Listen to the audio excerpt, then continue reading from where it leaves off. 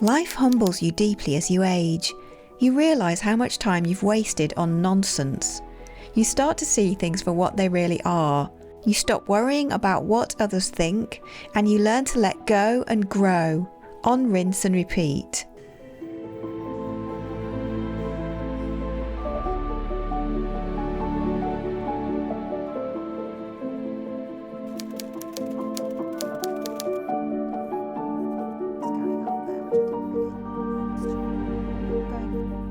So, is that actually recording? I think so. I've had a few tries at this, but never mind. It's all part of the process, isn't it? If you've been around here before, then you will know that one of the things I absolutely love talking about and talk about all the time is journaling and art journaling. And journaling is something I do a lot of. And one of my most favourite activities to do is to write a letter or a message or a love note to my younger self. And I do that quite a lot in my own personal practice. And I was gathering all the things, all my life lessons, if you like, that I've been journaling about over the past few months, maybe over the past 12 months or so. And I just wanted to have a place where I could put everything together, all my life lessons, all my wisdoms, if you like. Because as I'm getting older, I'm realising more things. And so this is the kind of stuff that's taken me 50 plus years to know, to learn. And I'm going to try and share that with you in approximately 20 minutes or so, if I can, unless I go off on a Wendy waffle, which I'll try not to. I think if I could go back to my younger self, I would say, don't waste your time waiting. It's a complete waste of your life to wait for the perfect time. I do believe perfectionism is a trap. I also disagree with the destination part because I don't feel like we ever arrive. We're always a work in progress. We're always on the journey. I think we need to put a greater value on learning patience. I think we need to embrace uncertainty. It's part of the adventure. And most importantly, the first point that I'm going to talk about is that you are the main character of your own life. And I've talked about this before. This is one of the major things that I have learned later in life, and it's really set me free.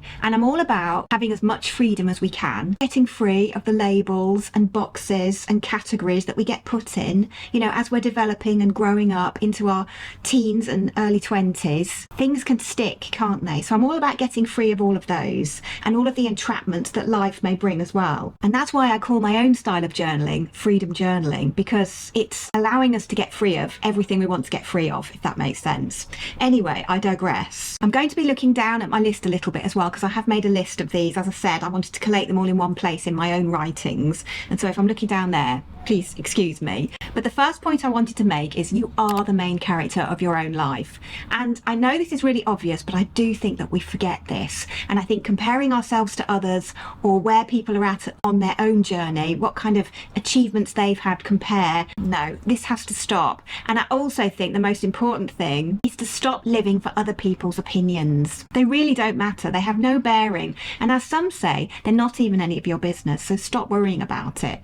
Now, there is a caveat in here because I do think that it does matter what our loved ones think. So for example, if you've got loved ones in your family who you deeply respect their opinions, then I think it does matter what they think. And I certainly have that. I do care about what my loved ones think about me. I think my reputation to them is important, but it's not as important as how I view myself. Am I behaving in my own integrity? Am I coming from a place of authentic integrity? Am I honouring and aligning with my deepest values? Those are the things that matter to me. So it's my character and how I view that over my reputation. But I won't say that reputation, how others view me, isn't important, because I think there are elements that it is. But I will say that most of the time, I'm not really interested what other people think. And that is something I have learned in my late 40s and 50s that's becoming more and more powerful since I have been passing through the menopause tunnel. And let me tell you, if you're worried about getting older, it's the most freeing, wonderful, mind-blowing deep breath that you can take. The final note on this point is to notice who you are when nobody's watching. I think that's key, isn't it? If I could speak to my younger self right now, I would say, trust yourself, your own intuition, take up space, speak your truth, and do not change yourself to fit into a situation, because the world needs your own unique, authentic, magical, perfectly imperfect self. Number 2, time is precious, so stop waiting. Perfectionism is a trap. There is no perfect time to start, and in fact, the perfect time to start anything is right now. I have a favourite line from a movie, which is Tom Cruise, Penelope Cruz, with Cameron Diaz as well. It's called Vanilla Sky. He's just met Penelope, there's kind of like a very strong bond between them. They've only just met, but there's still that strong bond. He turns around and says that he's going to change his life. Emergency vehicle, sorry. He turns around to her and says, he's going to change his life right now in that moment because he's so inspired by her. And she said, yes, every passing minute is the chance to turn it all around. And it's so true. You can just literally take a moment, switch things around. James is always saying to me, can you flip it? And I think 99.9% of the time you actually can. You can reframe things, flip things around, and it makes a whole world of difference. So just remember that that clock is ticking anyway, and the longer we wait, the further away we are from where we want to be, if that makes sense. So don't wait for the stars to align. The perfect moment is never going to come. So start now, start small, and just do it. Worrying doesn't get us anywhere, so there's no point wasting time and energy doing that. Easier said than done, I do appreciate. And on all these points, I'm by no means perfect, but we are humans, we just have to do our best. So give yourself some grace where you need to as well, where you could or should have done better. Just say, next time I will. It's all a lesson and it's all part of that journey, isn't it? So if you've got something you've been putting off, perhaps leave me a comment down below, and that can be the first step in the direction that you want to go. Number 3, your body has a wisdom. Listen to it. Use all your senses. And by that I mean, when you have a situation where you can feel in your body a definite yes or a definite no. I think those are the most apparent things so that you can recognize body messages. So if you like, I will give you an example. When I feel a big hell no, I really don't want to do that. I feel it probably in my solar plexus and my guts. And it's a really big, strong feeling. And sometimes it can be really tight and even almost painful. And then if it's a yes, I get really excited. And so it's more of a fluttery feeling a little bit higher up. But I do notice if I get really sad or stressed or really excited and joyful, those kind of situations I will definitely be able to feel in the body.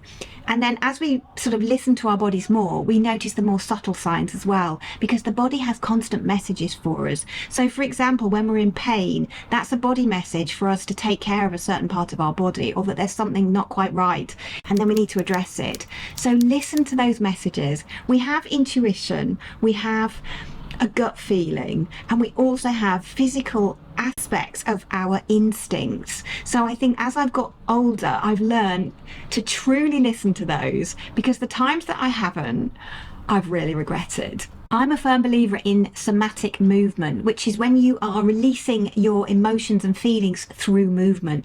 So it might be walking, stomping, running, dancing, something like that, or just shaking. Some people jump up and down really, really fast, or even just patting your body. You can move the emotions through the body. That's why they're called emotions, because they need to motion, they need to move through us. I also think that being conscious of our breath and our breathing can be a real key to emotional health.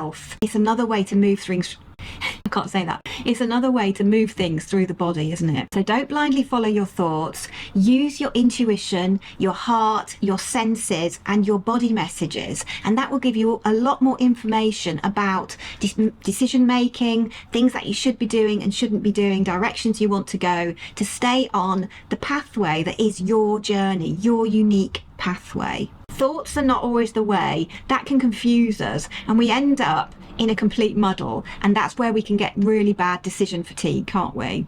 You'll have to tell me if you're the same, but I really get that. And I get lost in my thoughts sometimes, but I remind myself and bring myself back to, what am I feeling here? What am I feeling in my gut? What's my intuition telling me? My spider senses? What's my radar telling me? My outer radar? I have an inner radar and then a more of an outer radar as well. So it's a really important skill to remember to do, isn't it? It's the body's way of communicating with us. I feel it's an important part of the wisdom it wants to share. So let's talk about boundaries then, shall we? And the sacred yes and the word no for self-respect, and the fact that no can be a full sentence. Although I have to say I find that really difficult, because I think I like to explain a little bit, not over explain, but a little bit of my sacred no when it is a no.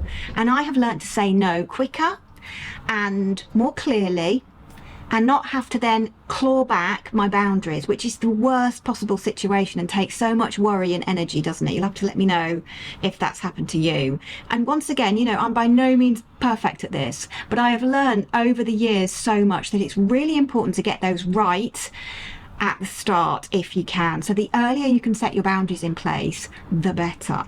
I think boundaries are a form of self-respect, and I think saying no when you need to say no is the most powerful way of taking care of yourself. It's important for well-being and mental health, because if we say yes to the things that we want to say no to, it's so draining of our energy, isn't it? And one of the things that might sound a bit convoluted, but I often say about this, is if we say yes, then what are we saying no to?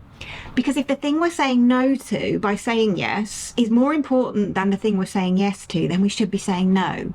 So leave me a comment if that makes sense to you, but that makes complete sense to me. And that's really taught me a lesson of, you know, it might be important to say no, even when it's not 100% no. You might have a 60-40. What's more important, saying yes or saying no? Because when you say yes to something, you're always saying no to something else. Does that make sense? As I've got older, one of the main things I have learned is that I have my non-negotiables. And no matter what happens, I have these non-negotiables. Now, by that, I don't mean, you know, in some kind of emergency situation, you know, things have to get pushed to the side. So I'm not talking about that, but basic non-negotiables are all set in place, and I just have a hit in my body of like, no, that cannot be crossed. That's not something that I can do or that I can accommodate for, if that makes sense. And the other thing that's really, really clear to me, especially now in my 50s, is that saying no is not selfish.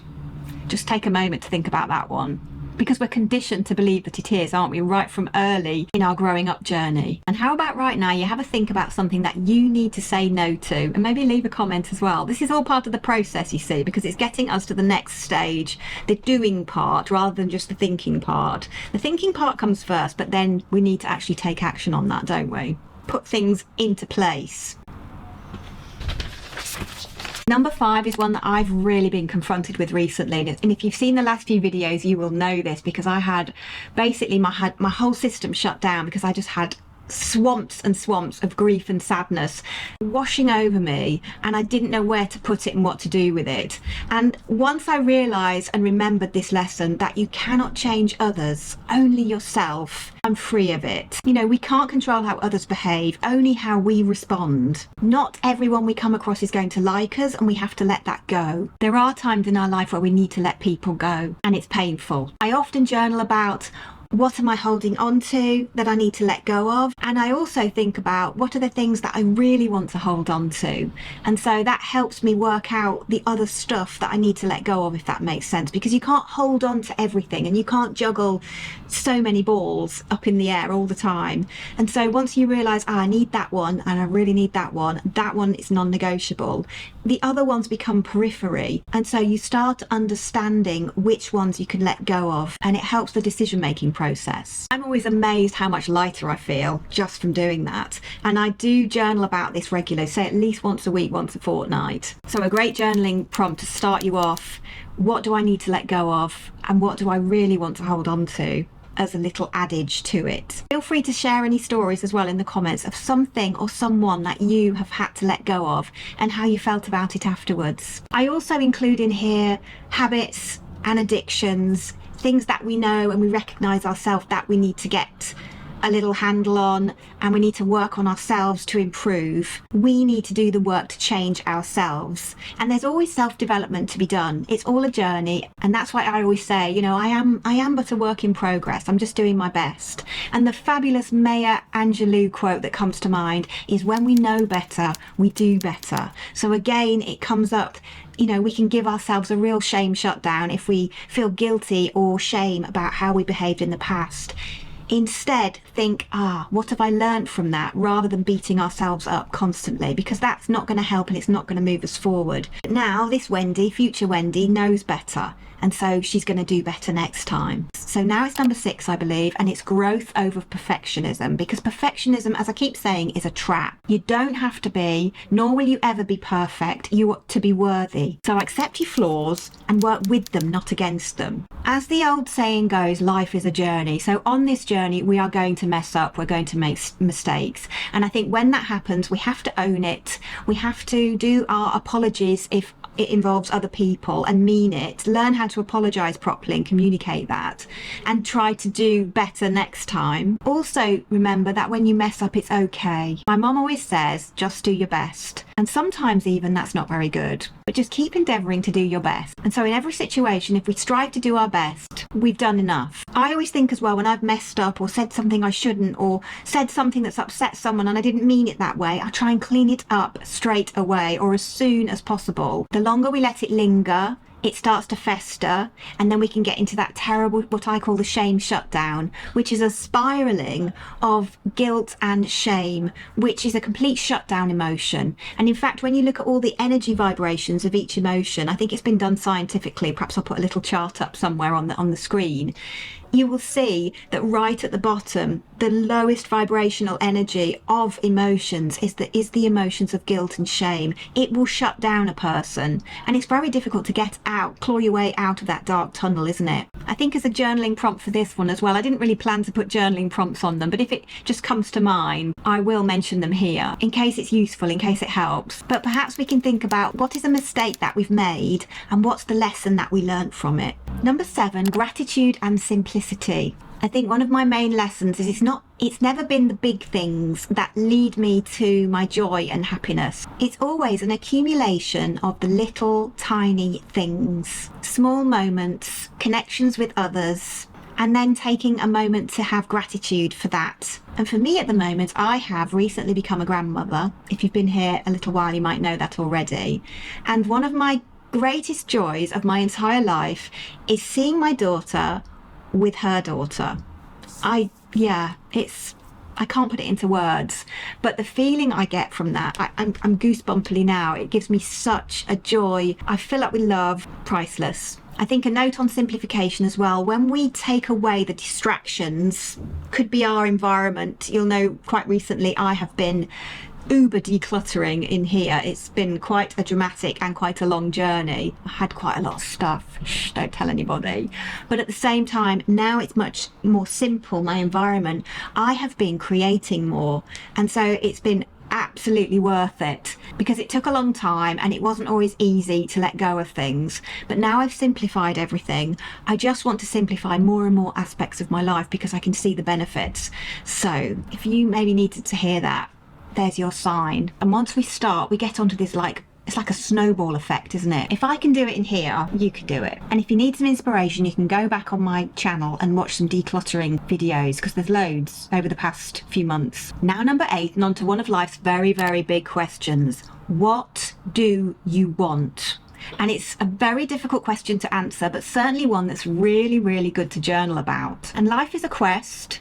And we don't have to have all the answers right now, because things unfold as we travel our path. And on this quest, we look for clues of things that we're drawn to, things that excite us, things that perhaps we're envious of others on. Those are little clues as well. What makes us feel truly alive, and what makes us feel like truly ourselves. Nurture those things, let them grow and blossom. But also recognise that it's okay to change path halfway along. You don't have to finish everything that you start. It's taken me quite a long time to learn that one, because I always felt like I was, a failure if I skipped out till, of the end of a project or something that I was supposed to be doing, or I thought I was supposed to be doing, because I'd labelled it that way.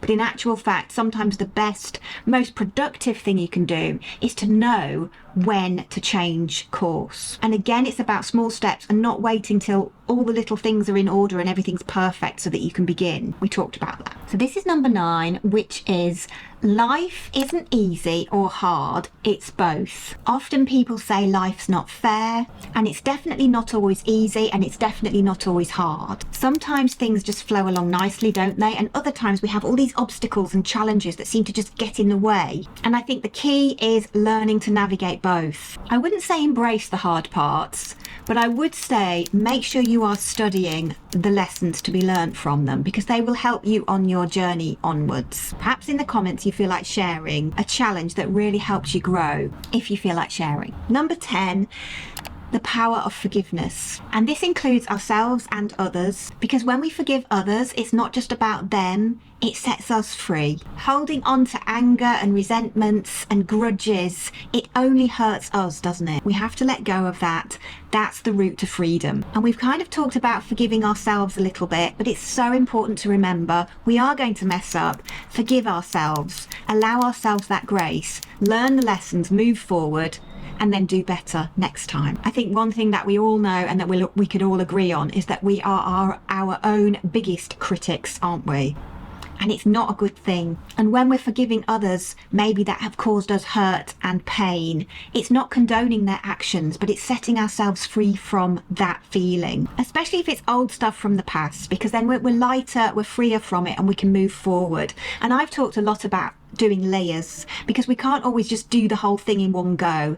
Quite often, especially with old past hurts, it's a layer at a time. So it's almost like peeling off paint. And that's why I do my art journaling, because that is the layering process. And often if I'm journaling about something difficult, I can let go of another layer in that process. It's not all going to be, oh right, now I'm better, it's gone. You know, some things go deeper, some things are bigger. And so going at our own pace to gently release is really important. And big disclaimer here, I'm not a qualified counsellor or psychiatrist, but I do know about journaling, and I do know about the mental health aspects and benefits of it. And I think the other aspect of it is to do in a community. And so if you're interested in doing some journaling, you can join our community on Patreon. From £1 a month, you get the monthly prompts and all sorts of other things as well, and you can journal together in community, and it's a circle of love basically. Or indeed find another circle to journal with, because I think the community aspect helps, even if it's watching YouTube videos sometimes and someone might sort of be opening up and really authentically talking about feelings and emotions and difficult emotions as well, and then you might think, I feel like that sometimes, I don't feel so alone, and it's very reassuring, isn't it? Number 11, finding peace in the present moment. So breath, breathing, mindfulness. I think it's easy to spiral and get stuck in anxiety and worry. I do that quite often, but if I can bring myself back to the present and become mindful, either in my activities or just in my moments of doing nothing, of actual stopping, that is our most powerful tool, because there's no point worrying about the future, because obviously the only moment that we actually have is now, is happening right now. So in that sense, the present moment is a really powerful tool. And there's all kinds of activities that can help that. I like to do a little bit of yoga and stretching. I like to go for a walk. I like to do my drawing and painting and my creativity. I sat crocheting yesterday. Absolute heaven. I didn't want to think about stuff. I felt very overwhelmed. So I literally went home early and started crocheting a strawberry sun hat for my granddaughter. And it helped a lot. And it was fun too. The past is done. The future, we don't know. So we need to be dealing with the present, don't we? This is a big element of Zen, and I am working on this one.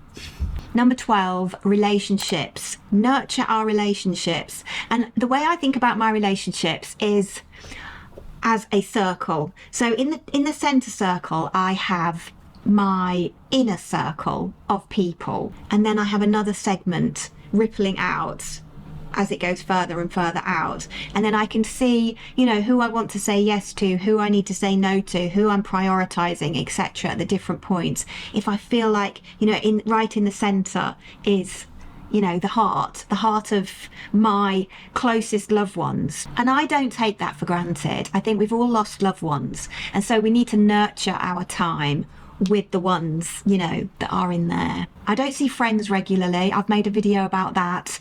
I have people in my life that I care about, but I don't really see anybody regularly. I spend a lot of my time on my own, which is by choice.